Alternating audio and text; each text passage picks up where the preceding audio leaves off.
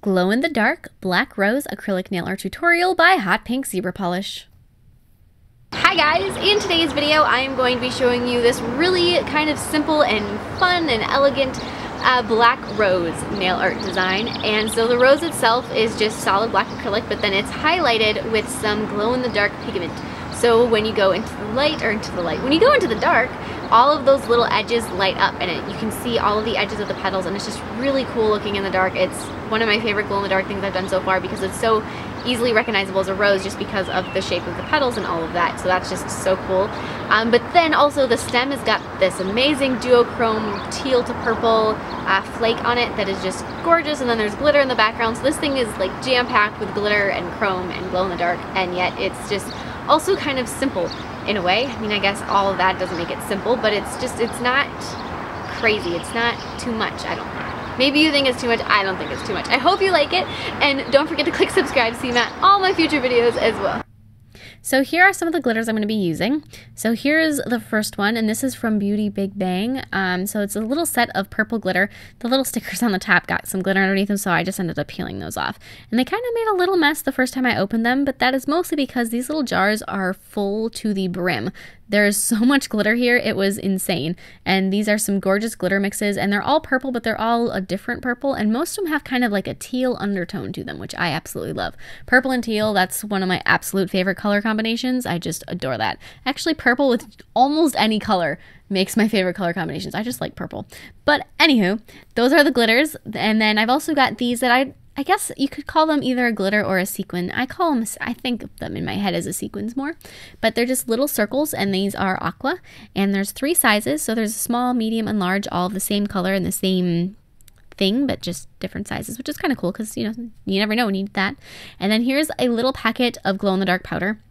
And then here is the little duochrome flakes. So these are stunning, and you just really can't tell how they look in the little pot, but I will show you anyways. So I don't know if you guys can even get the intensity that the color is there. It is just insanity.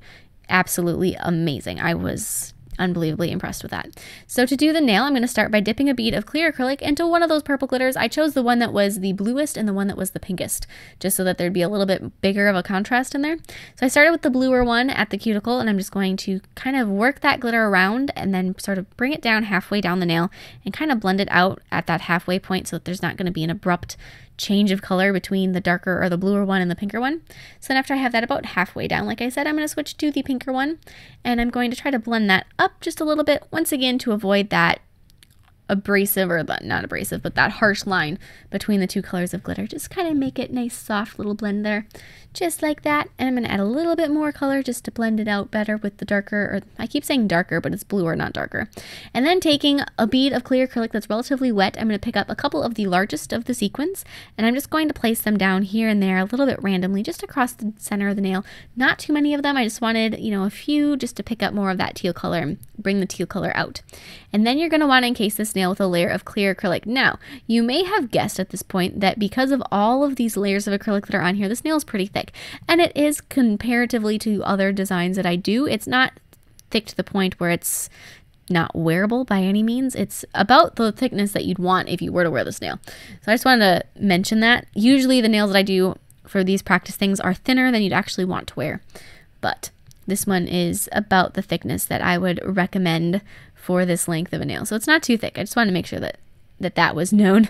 Okay, so then I'm going to be filing it into shape. And because there were so many layers of acrylic and all of that glitter in there, and it's not super even just because of that. So it's going to take me a little bit more filing, and I've got my relatively coarse cone bit, and then I'm going to switch to my finer little buffing bit that I have been loving so much. And after I've got that, I'm just going to clean up the free edge a little bit with a hand file. And now I'm ready to start painting. Doing that buffing is super important if you're going to do any painting like this on top of it, because if you don't, there's all these little tiny scratches that make painting like this quite the task. But if you do a little bit of a buffing or a refining of just the texture of the nail surface, you're going to get such better results when you start doing any painting. So this is with gel paint that cures without a tacky layer. So I started by painting the stem, and I made a little crink in the stem. I always think of roses not having a straight stem. They've always got those little bends in them from where the thorns are or something. And then I also added a leaf. And then I'm going to take and I'm going to be burnishing in some of that duochrome powder. I don't know if you guys can even get a hint of how stunning that is, but it is just gorgeous. And then after that's on there, I'm going to take and apply a layer of gel sealer over the top of the entire nail. And like I said, that duochrome powder, oh my goodness, or flake, it's not powder, they're flakes, but it's just stunning. After that nail is cured, you can set it aside just for a second, and then I'm going to begin working on my rose itself. So I put a bead of black acrylic onto a nail form backing, and I just shaped it into what I think of as either a neck pillow or a lima bean. That's what always comes to mind when I look at that shape. Once it just starts to go matte, I like to press it out a little bit more and then leave it again for just a bit. And I never know how long to say with these things because it depends heavily on what kind of monomer you're using, how long you have to wait as far as like a seconds goes. But then there's also factors like the temperature, the humidity, all of these things, the monomer to powder ratio that you're using that affects how long you have to wait. So it's kind of an instinct thing that you just sort of pick up after you've been doing this for a little bit. So after it's the right thing where you can pick it up, go ahead and pick it up and then set it down onto the nail. And this first petal I made relatively large because I wanted to almost do the entire base of the rose in one piece of acrylic. Now there is that little open area on the other side on the end, which I'll fill in with this next petal. But I wanted to get a big portion of it done just so that I have like a base, like I said. So now I'm going to be adding another bead of acrylic onto that nail form backing, making it into a nice little neck pillow, letting it set and then pressing it out some. Make sure there's not too much monomer in your brush when you press it out again because that's going to start messing with the consistency of your acrylic, but you do need a little bit of monomer in your brush so that the acrylic won't stick. And then just let that be for a second. Once you get kind of into the pattern of making these, you can, after one is about to that stage where you can almost pick it up, you can go ahead and set down another bead on the nail form backing. So that one is ready to be picked up, so I'll pick that one up and set it on the nail. At that point, the other bead that I placed on the nail form backing is about ready to get pressed out, so you can go ahead and just press that out again.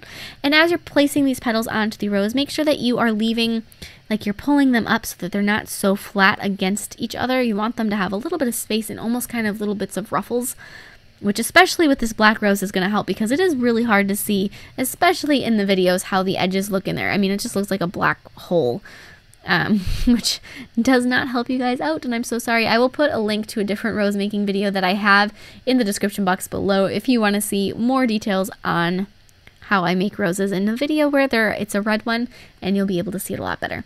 The other thing I want to mention is that there will be links to all of these products that I'm using, all of these glitters and the glow-in-the-dark powder and that duochrome flake. I'll put links to those in the description box too. But yeah, so these, and once you start getting towards the center of the rose, as you get inching your way in, you're going to want to use significantly smaller petals.